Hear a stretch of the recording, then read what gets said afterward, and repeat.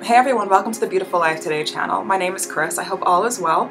Today I want to talk about who is setting your value for you. I think oftentimes in life it's very easy to hand that power without even realizing it over to other people. Maybe in society, maybe even personally, professionally, we say, here, tell me my value, tell me how important I am. Maybe to our partner, we allow them to dictate to us or let us know how valuable we are in general. And that's a very easy way, by the way, if you do hand over that power to someone else, and we sometimes do without even realizing it. Letting our friends, for example, dictate our value, let us know like how valuable we are.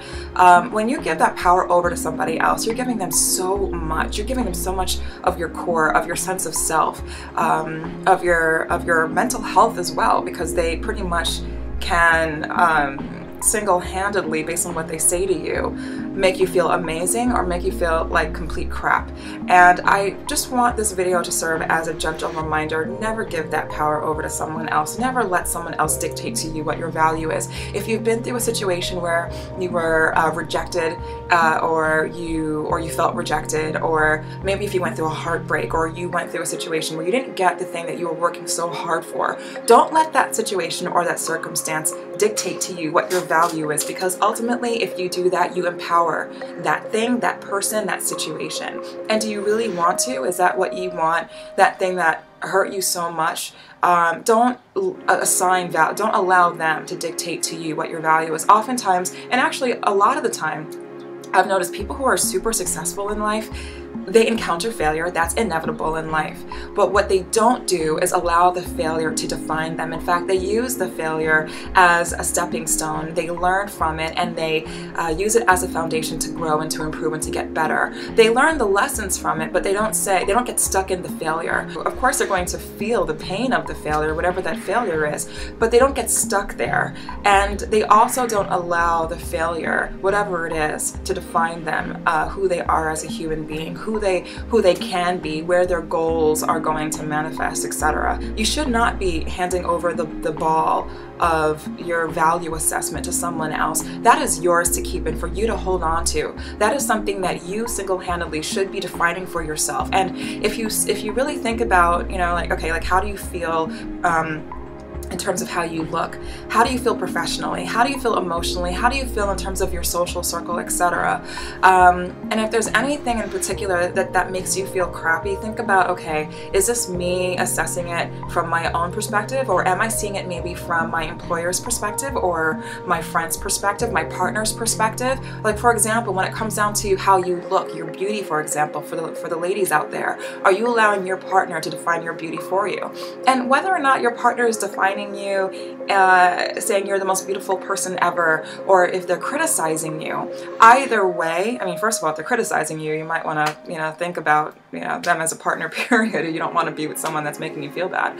But, I mean, just being honest with you about that, you don't want to be with someone that makes you question your value or your sense of self-worth. I mean, just, that's a whole other video topic, but I want to put that out there. But even if someone is pumping up your self-esteem and making you feel amazing, you don't want to hand the ball over to that person to tell you who you are and what your value is, how beautiful you are, etc. You want to feel that within yourself. Because what happens, for example, in a situation where your employer, for example, was setting your value, and all of a sudden there's a separation. Are you no longer valuable because you're no longer with that employer? Or your partner, let's say you go through a breakup, and are you going to then say, well, I'm no longer beautiful because I'm no longer with the person that told me that I was amazing and the most beautiful person on earth, whatever it was? You want to hold the ball when it comes to your personal value assessment, because the moment you hand that over to a situation or something else, you are no longer empowered to really move forward with who you are as a person and all the qualities and characteristics that really make up who you are.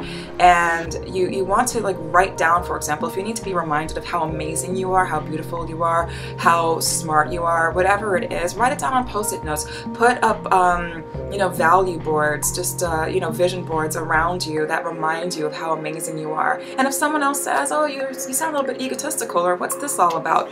screw it, doesn't matter. That's for you and for you alone, to remind yourself of your value, how important you are on this earth, and how other people are just so blessed to have you in their lives, and how whatever you're focused on, whatever your goals are, how blessed those situations are that you're in to have you as a part of them.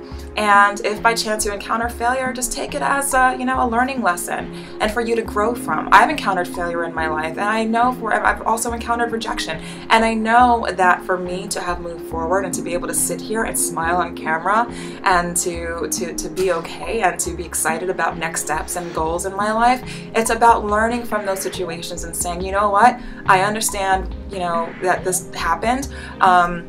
I process it and I move forward knowing that I can learn from those situations. Maybe there was a mistake involved in that stuff. I learn from that and I grow.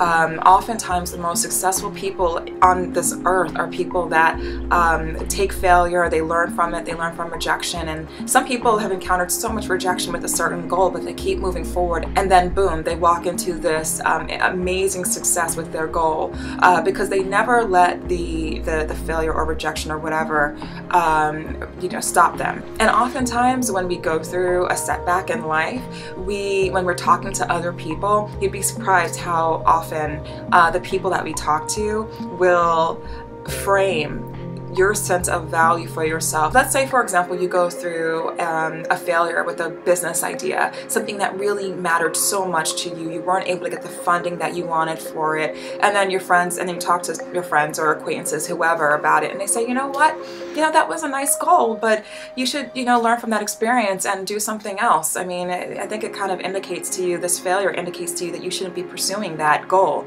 Change your business idea, become an entrepreneur in a different area altogether. But deep down inside, you know that this is your passion and this is what you want to pursue. And if you assign your sense of value over to that person or people that are giving you advice, constructive advice, and they're pretty much assessing your value in a certain area in a way that conflicts with what you're feeling inside, that to me is the biggest failure, or the bigger failure, because then you gave up on something that you knew in your gut was what you really wanted, something that you truly valued, that was a part of your core, and you assigned over your value assessment and your sense of self over to someone else to dictate to you what your true worth is, what the worth is of your business idea, of whatever it is that you're so focused on. Never do that.